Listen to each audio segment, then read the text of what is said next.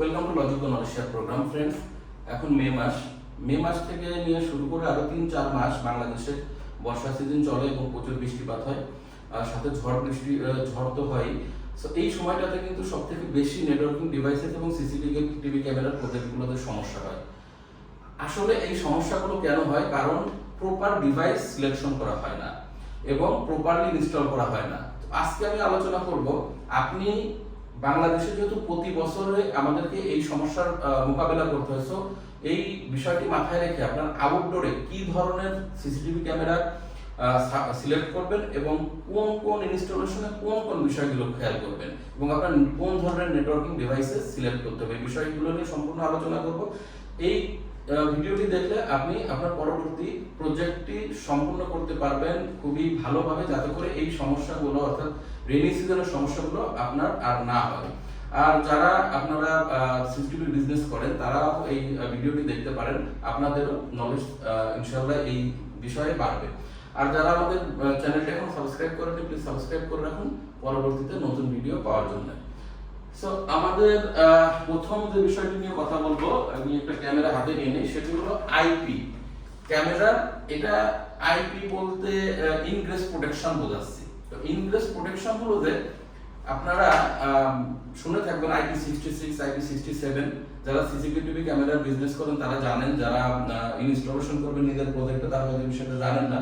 So আপনারা আউটডোরের জন্য CCTV camera selection করলে অবশ্যই IP67 অথবা IP66 গ্রেডের ক্যামেরা সিলেক্ট করবেন, কারণ এইটি হচ্ছে আপনার 67 ডাস্ট এবং ওয়াটারপ্রুফ। সো এটি যত বৃষ্টিপাতই হোক না কেন আপনার ক্যামেরাতে পানি ঢোকার কোনো চান্সই থাকবে না। এবং ক্যামেরাটির বডিও আপনার দেখতে হবে যে ক্যামেরাটির যে কতটুকু স্ট্রেংথ আছে, কারণ এটা আউটডোর ইনস্টল করুন। সো প্রপার একটি আউটডোর ক্যামেরা ঠিক এরকম হতে পারে, বক্স ক্যামেরা। অবশ্যই আপনারা আউটডোরে এই ধরনের ক্যামেরা সিলেকশন করবেন না, এই ধরনের ক্যামেরা আপনারা সিলেকশন করবেন না, কারণ এটিও কিন্তু ওয়াটারপ্রুফ এবং আইপি অনেক কোম্পানি IP66 এটাকে বলে থাকে, কিন্তু মূলত এই ক্যামেরাগুলো IP65 হয়। আর 65 ক্যামেরা আউটডোরের জন্য মানে প্রপারলি প্রিফার করা যায় না বাংলাদেশের প্রেক্ষিতে। এটি আপনি লাগাইতে পারেন যেখানে পানি খুব বেশি পড়বে না এমন জায়গায়, কিন্তু প্রপারলি এই ধরনের ক্যামেরা, জনসনের এই ক্যামেরাটির নাম হচ্ছে JVS M519 PWL, এই ধরনের ক্যামেরা আপনি লাগাইতে পারেন, বা MDL PDL সিরিজের এই ক্যামেরাগুলো আপনারা আউটডোরে লাগাইতে পারেন। এগুলো IP67 ওয়াটারপ্রুফ গ্রেডের। এরপর ইউরোভিশনের এই ক্যামেরাটি আছে আউটডোরের, এটিও IP67 ওয়াটারপ্রুফ গ্রেডের। সো ক্যামেরা সিলেকশনে আপনার আইপি বা ইনগ্রেস প্রোটেকশনটি অবশ্যই মাথায় রাখতে হবে এবং ক্যামেরাটির স্ট্রাকচার দেখতে হবে যে সেটি আউটডোরের জন্য প্রিফারেবল কিনা।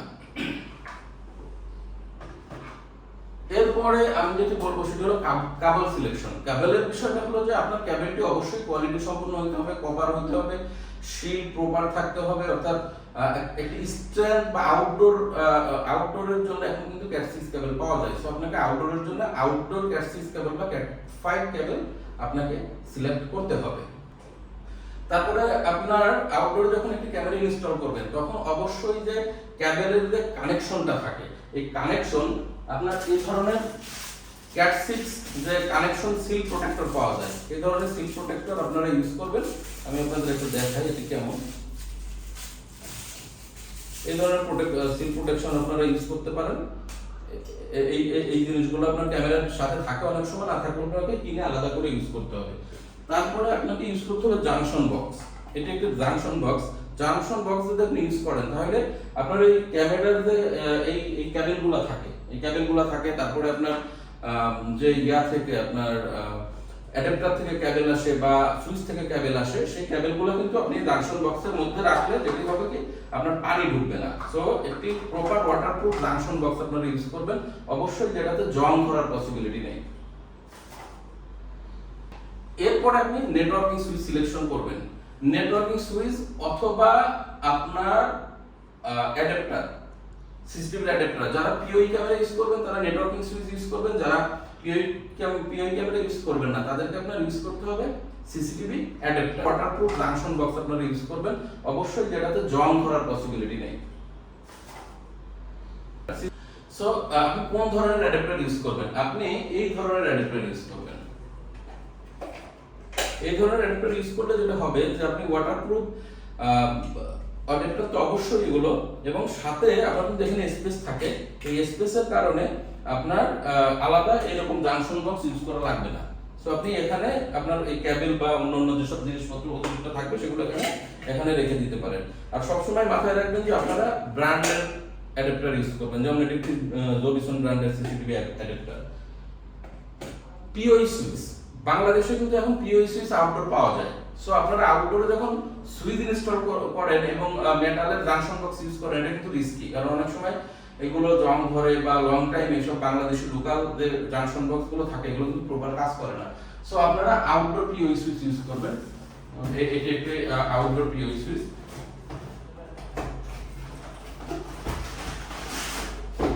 এটি জেনারেটর একটা আউটডোর পিওই সুইচ। এই রকমের আপনাদের আউটডোর পিওই সুইচ ইউজ করতে হবে। তো এই ধরনের পিওই সুইচ যদি আপনারা ইউজ করেন, সেক্ষেত্রে দেখা যাবে আপনারা প্রপারলি আউটডোরে আপনাদের নেটওয়ার্কিং ডিভাইসটি ইউজ করতেছেন এবং এতে বৃষ্টিতে কোনো সমস্যার সুযোগই থাকবে না।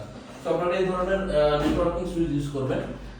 আর হচ্ছে সুইচের ক্ষেত্রে আরেকটা বিষয় আমি বলবো, সুইচ সিলেকশনের ক্ষেত্রে যেহেতু বাংলাদেশে প্রচুর বজ্রপাত হয়, সো লাইটনিং প্রোটেকশন বা বজ্রপাত প্রোটেকশন মিনিমাম 8 কেভি, এবং যেটা ইলেকট্রোস্ট্যাটিক প্রোটেকশন হতে হবে মিনিমাম 6 কেভি। বাংলাদেশের জন্য লাইটনিং বা বজ্রপাত প্রোটেকশন 8 কেভি, এবং আপনার ইলেকট্রোস্ট্যাটিক বা বৈদ্যুতিক যে প্রোটেকশন থাকা লাগে সেটা থাকতে হবে 6 কেভি। সেটাও কিন্তু আপনার নেটওয়ার্কিং ডিভাইসের ক্ষেত্রে সিলেক্ট করে নিতে হবে এই ধরনের ডিভাইস। এবং আমাদের জেনেটা সিসিটিভির জন্য স্পেশালি এই ধরনের সুইচ ম্যানুফ্যাকচার করে এবং আমাদের সমস্ত সুইচ এই স্পেসিফিকেশনের। এছাড়াও আপনারা আউটডোরে যখন এক্সটেনশন করবেন, অর্থাৎ আপনার ক্যামেরা এক্সটেনশন করবেন, সেক্ষেত্রে আপনারা এক্সটেনশন সুইচ ইউজ করবেন। এগুলো হচ্ছে এক্সটেনশন সুইচ।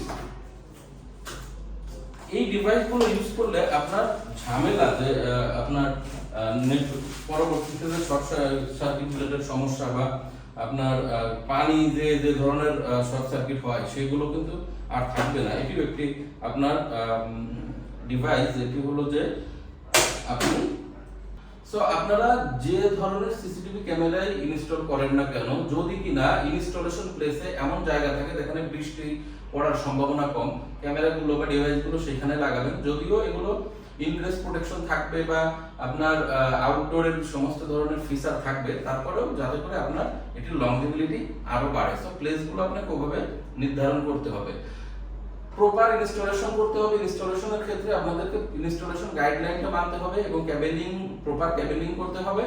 এবং আরেকটি বিষয় আপনাকে বলি যে অনেক সময় হয় কি, আমরা যদি একটা সুইচের কথা বলি, এখানে দেখা যাচ্ছে যে আমরা বাইরে থেকে একটা ক্যামেরার কানেকশন আসলো, সেই কানেকশনটা আমরা সুইচটা এভাবে দিয়ে সাপোজ টু বি ক্যামেরার কানেকশন এভাবে করে লাগিয়ে দিই।